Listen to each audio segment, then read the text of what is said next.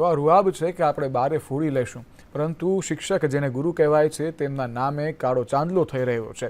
આવો જ એક કિસ્સો સામે આવ્યો. જાતીય સતામણી કરનાર શિક્ષકનું રિકન્સ્ટ્રક્શન કરવામાં આવ્યું છે. મોરબીમાં શિક્ષકનું રિકન્સ્ટ્રક્શન કરાયું. ઓરિએન્ટલ ક્લાસીસમાં શિક્ષક રવિન્દ્ર ત્રિવેદીને લાવવામાં આવ્યો. લંપટ શિક્ષકને જોવા માટે લોકોના ટોળે ઉમટી પડ્યા. ત્યારે સગીરાના પરિવારજનોએ શિક્ષકને પણ ફટકાર્યો. ત્યારે શિક્ષક પાટાપિંડી સાથે દેખાયો, જેના દ્રશ્યો તમને બતાવ્યા છે. મોરબીની આ ઘટના છે કે જ્યાં જાતીય સતામણી કરી હતી વિદ્યાર્થીની સાથે શિક્ષકે કાળા કીડા સમાન કામ કર્યા હતા, જેને લઈને પોલીસ હવે આ આરોપીને એટલે કે શિક્ષકને નરાધમ શિક્ષકને ક્લાસીસ લઈને આવી હતી, જ્યાં રિકન્સ્ટ્રક્શન કરાયું અને હાથે પાટા પણ જોવા મળ્યા છે. પાટાપિંડી જોઈ અને લોકો તેને જોવા માટે ટોળા ઉમટી પડ્યા હતા.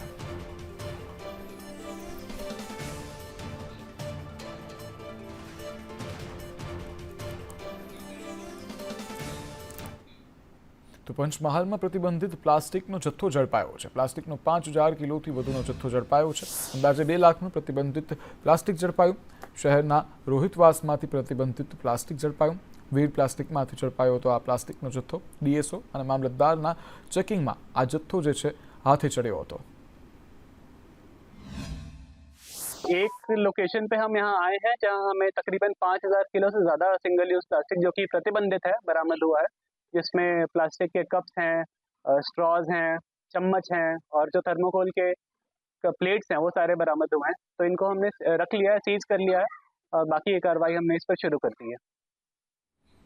સુરતમાં ખંડણી માંગતા 2 સગીર સહિત 4ને ઝડપી પાડવામાં આવ્યા છે. ગેંગસ્ટર લોરેન્સ બિશ્નોઈના નામે ખંડણી માંગી હતી.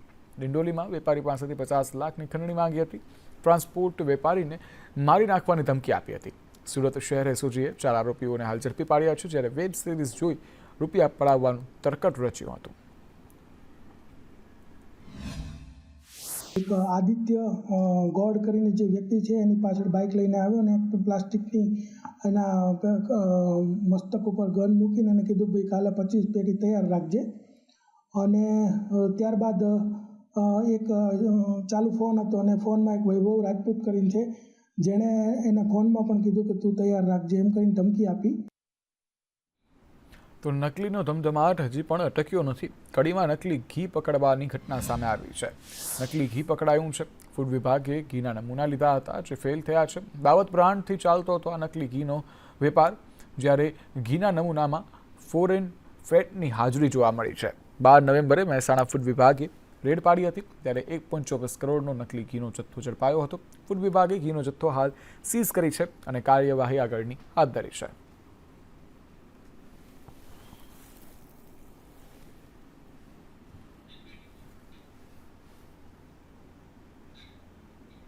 વડોદરાના પાદરામાં શંકાસ્પદ અનાજનો જથ્થો ઝડપાયો.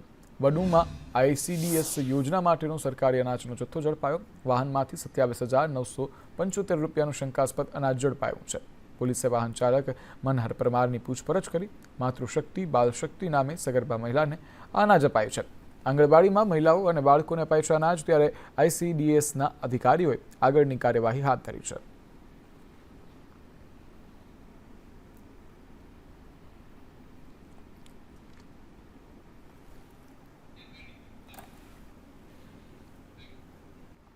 ધારાસભ્યોને અપાયેલી સુરક્ષા હવે પરત ખેંચવામાં આવી છે.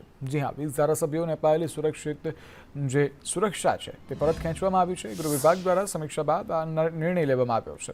અન્ય મહાનુભાવોને પણ સુરક્ષા આપેલી છે, જે પરત ખેંચવામાં આવી છે. દર 6 માસે ગૃહ વિભાગ દ્વારા સમીક્ષા બેઠક યોજાય છે, જેમાંની આ બેઠકમાં આ નિર્ણય લેવાય છે. ત્યારે કયા ધારાસભ્યોની સુરક્ષા પાછી ખેંચાય છે તેના પર નજર કરીએ તો દિનેશ ઠાકોર જે છે ચાણસ્માના ધારાસભ્ય, સાથે સંજયસિંહ મહિડા ધારાસભ્ય મહુધાના છે. ત્યારે રમણ પાટકર જે છે તે ઉમરગામના ધારાસભ્ય છે. શામજી ચૌહાણ ચોટીલાના ધારાસભ્ય, મોહનભાઈ ડોડિયા મહુવાના ધારાસભ્ય. અન્ય મહાનુભાવો જે છે જેમ કે કલ્પેશ ગોસ્વામી કચ્છથી છે, રાકેશ પારેખ, દિલીપ ત્રિવેદી વિશ્વ હિન્દુ પરિષદમાં સંકળાયેલા છે. ત્યારે સીતારામ મારવાડી, અમિત શર્મા અમદાવાદથી છે. જ્યારે સાજણભાઈ ઓડેદરા અને ઢીલીબેન ઓડેદરા સહિત અનેક લોકો છે કે જેમની પાસેથી આ સુરક્ષા જે છે તે પરત ખેંચી લેવામાં આવી છે.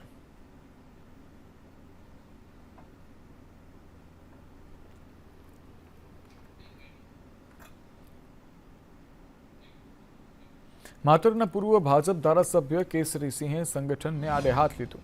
કેસરીસિંહની પોસ્ટથી જિલ્લા સહકારી સંઘની ચૂંટણી ગરમાઈ. અમૂલના ચેરમેન મંડળીઓના ચેરમેનનો સંપર્ક કરે છે તે અમારી જીત છે, કેસરીસિંહનું આ નિવેદન છે. વધુમાં કહ્યું, અમૂલના વાઇસ ચેરમેનની પિટિશન હાઈકોર્ટે માન્ય રાખી. ખેડા, આણંદ, મહીસાગરના પશુપાલકોના હિતનો નિર્ણય છે. અમૂલ ડેરીની ટોળકીઓને સુધરી જવાની સલાહ કેસરીસિંહ આપી. સાથે જ અમૂલમાંથી છૂટા કરાયેલા 135ને પરત લેવા માટેની માંગ કરી. ઉત્તરાયણ બાદ 1200 દૂધ મંડળીઓના ચેરમેન સાથે સંમેલન છે તેવું પણ કહ્યું. ત્યારે વચેટિયાઓ બીજા જિલ્લાના લોકોને નોકરીમાં રાખે છે અને ટોળકીએ અમૂલની 13માંથી 7 સીટો બિનહરીફ કરી હોવાનું પણ નિવેદન આપ્યું. હજુ પણ આ અમૂલ ડેરીની ચોર ટુકડીને કહેવા માગું છું કે હજુ પણ તમારી જોડે ટાઈમ છે. હજુ પણ જો તમે સુધરી જાઓ તો સારું છે. તમે જે 135 કર્મચારીઓને જે છૂટા કર્યા છે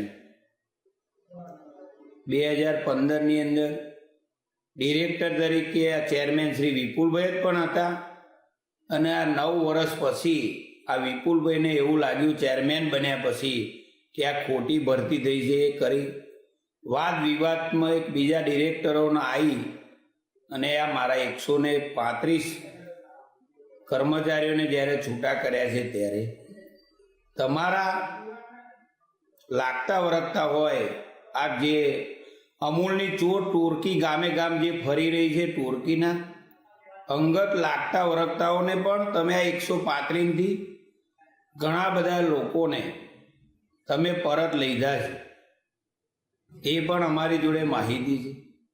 ત્યારે હજુ પણ અમે કહીએ છીએ કે આ 135ની અંદર જે કોઈ કર્મચારી અમારા રહ્યા હોય એને તરત તાત્કાલિક પરત લો એવી અમારી માંગણી છે.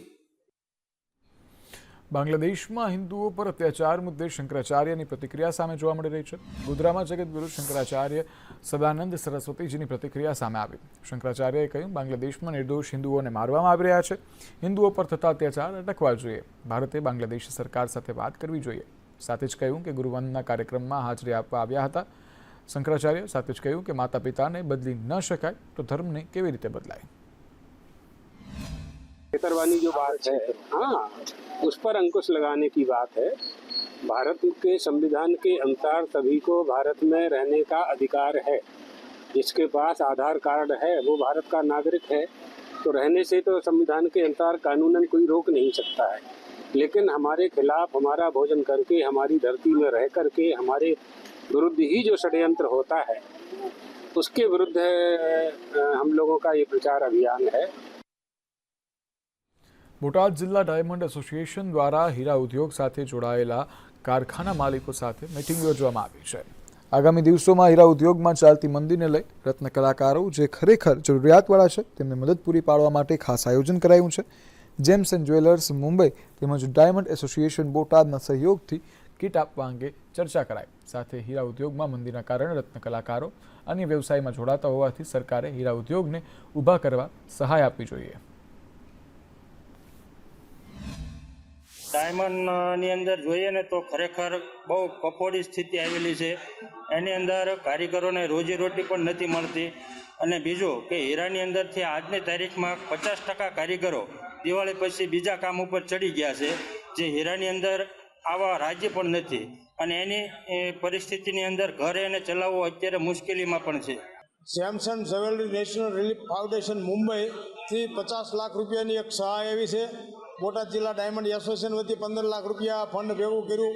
ટોટલ 65 લાખ રૂપિયાનું ફંડ ભેગું કરી અને રત્ન કલાકારો ભાઈઓ બહેનોમાં જે સામાન્ય માણસ હોય એના માટે કીટ વિતરણ બાબત ચર્ચા કરવાની હતી. તો આશરે 6000 જેટલી કીટ બનાવવા જઈ રહ્યું હોય બોટાદ જિલ્લા ડાયમંડ એસોસિએશન. બોટાદની સ્થિતિ એવી છે ભાઈ કે ખરેખર બહુ ભયંકર મંદી જેવો પિરિયડ ચાલે છે. ઉપરથી કાચાની પૂરેપૂરું કાચું મળતું નથી, મોંઘા ભાવે કાચું મળે છે. તૈયારમાં કોઈ ગ્રાહક છે નહીં, એટલે તૈયાર કોઈ લેતું નથી. એટલે બહુ ભયંકર પરિસ્થિતિ ખરાબ છે. એટલે હું પણ પોતે કારખાનું ચલાવું છું. મારે પણ કારખાનું ચલાવવા માટે બહુ કપરો સમય છે. છતાં કારીગરોની રોજીરોટી નિભાવવા માટે જેટલું શક્ય બને એટલું હું પ્રયત્ન કરું છું કે મારા કારીગરોને રોજીરોટી મળી રહે. લખતર ખાતે ચાલી રહેલા સીસી રોડનું કામ ફરી વિવાદે ચડ્યું છે. શિયાળી દરવાજા પાસે અંડરગ્રાઉન્ડ પાઇપ નાખતા વિવાદ સર્જાયો. અંડરગ્રાઉન્ડ પાઇપ ગટર સરખો સમકક્ષ આવી જતા ગટરનું પાણી પાઇપમાં જતું હોવાને રાહ ઉઠી છે. ત્યારે કોન્ટ્રાક્ટરના એન્જિનિયર દ્વારા તાલુકા પંચાયતના 2 સદસ્ય અને ગ્રામ પંચાયતના સદસ્યને ગ્રામ પંચાયત મહિલાના પતિનું અભદ્રભર્યું વર્તન કર્યું. ત્યારે કોન્ટ્રાક્ટરના એન્જિનિયર દ્વારા હોદ્દેદારો અને ગ્રામજનોનું પણ અપમાન કરી કામ બંધ નહીં થાય તેવી વાત કરવામાં આવી હતી અને દાદાગીરી કરવામાં આવી હતી. કોન્ટ્રાક્ટરના એન્જિનિયર પર વારંવાર વિવાદ ઊભા કરતા હોવાનું પણ સામે આવ્યું છે, જેને લઈ રોડના પાઇપલાઇનનું કામ ગુણવત્તાભર ના મળ્યું જોવા